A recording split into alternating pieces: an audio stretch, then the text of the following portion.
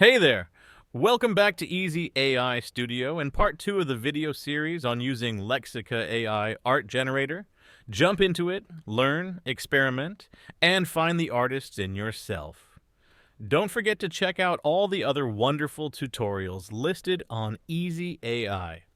Stay on top of this fast-paced world and prosper.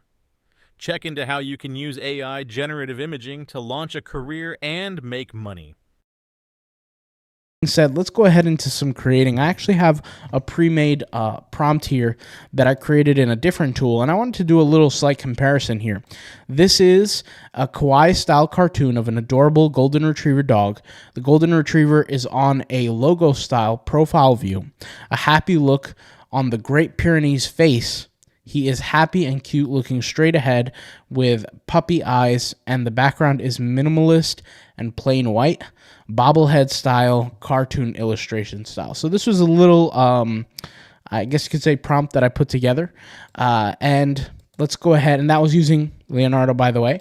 And by the way, I do have videos on that, so if you want, I'll leave some links in the description. You can go ahead and click on some of those videos that I've created. Check them out. I think you'd enjoy those videos very much. But anyways, I'm going to take that prompt, copy and paste it here, and just hit generate. I'm curious as to see what are going to be some of the productions. And when the productions are created, will it change based on the sizing of the image? I'm curious to see. So for example, I'll go here with a perfect square and hit generate here. And so indeed, the creations are a little bit different. And you can kind of tell when we click on an image like this versus an image like this, the style is a little bit different. It might not be as fine-tuned. This is a little rough of a style compared to this image, but nonetheless, both are still suitable and usable for sure, right? Something that I'll also say is notice how when I changed the sizing of the image, how the core components of the image changed. So you have 3 out of 4 images here where the dog is in an upright position, kind of, sitting in an upright position, almost like a horizontal kind of canvas, filling up the canvas. Here we have the square kind of approach, which just goes to show to me, if I was to switch the style of the canvas, almost make it like a landscape type view and hit generate, what then will come of it? Maybe the puppy will be laying down. You never know. We'll see. We're about to find out together. But clearly there's a difference in the way that the subject of the art is being created. And here is once again a perfect example of that. So once again, this image was done from a vertical focus because of you could see the canvas, how it's more vertical versus horizontal. And then this one was a perfect square kind of size, and the images do look more square by nature. And then here we have the horizontal view, which is much, much more horizontal than it is vertical. And you can see this is probably the best output there. And then these are, somewhat okay. I can see these in like an illustration style book.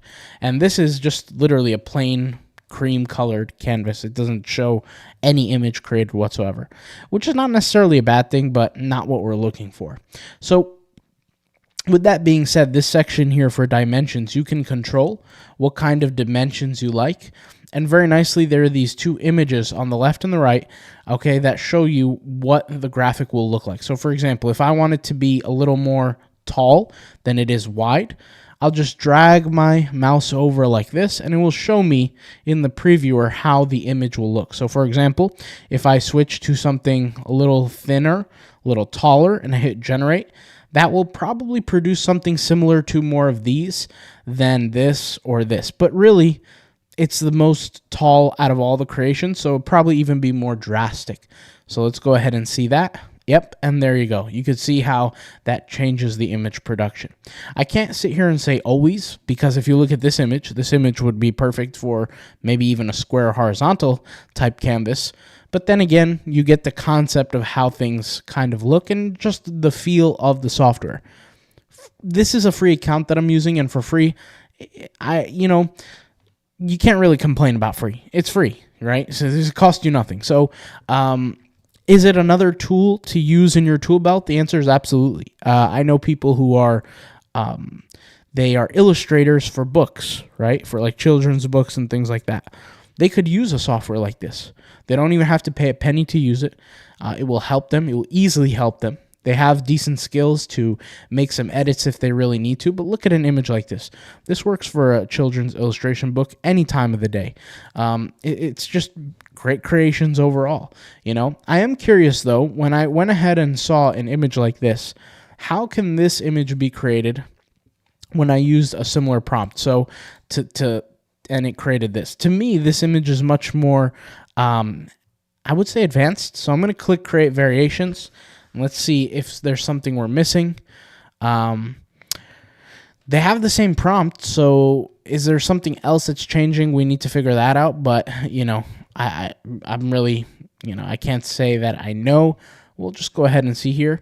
Yeah, so once again, like this image, these images, they're good, don't get me wrong, but they don't look as advanced as something like this. Maybe we can go ahead and switch. Okay, we can't even switch the productions of this generation speed. It probably has something to do with paid or free. Let's see. It says here, 2 concurrent fast jobs, images are public, personal commercial license, custom aspect ratios, image uploads, optional credit top-ups, early access to new models. So it doesn't really say anything about like prioritization of higher quality images or anything like that, which kind of just tells me that I don't know. I can't really tell why is this image just better looking than the others. Could it just be a variation thing, or what could it really be? I'm not sure. Maybe if you guys have some information on that, let me know. But overall, it's a great tool to use. You now know how to use it.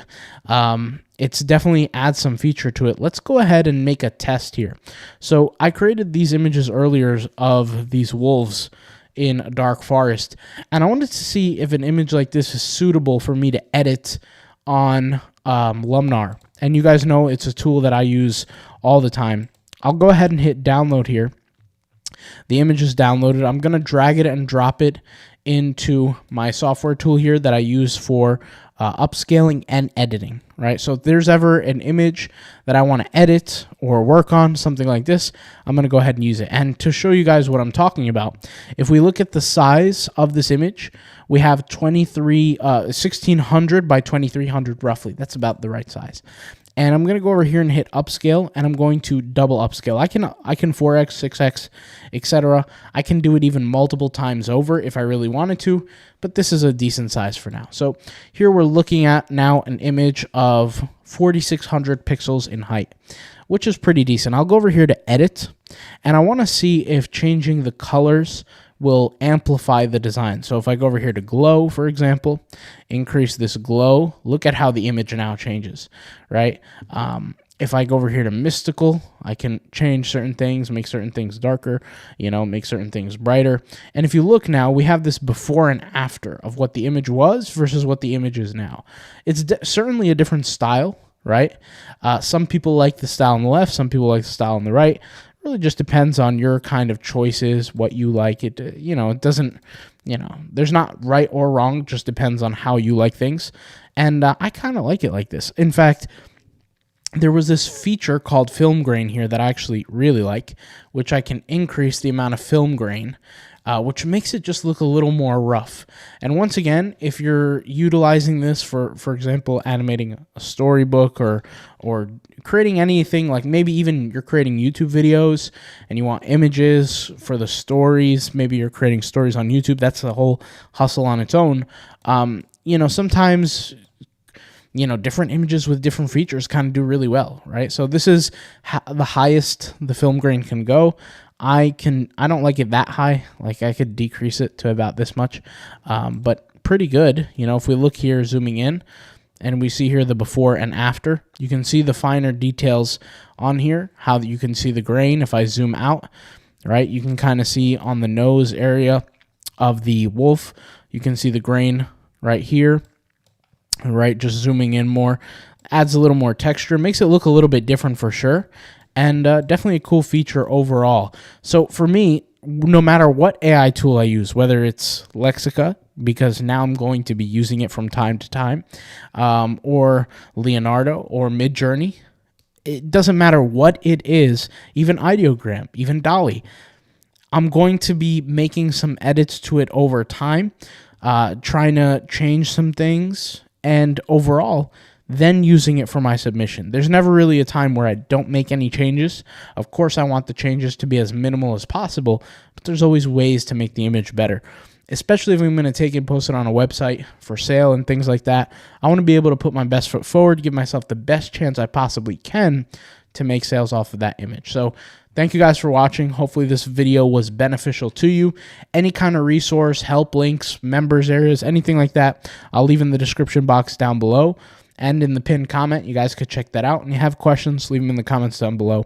I'll talk to you soon. Thanks for watching, and peace out. Bye. In my room, all alone, you're my only friend, little AI robot, right here till the end. You light up my world, yeah. You make me feel alive. We'll take on the future, side by side.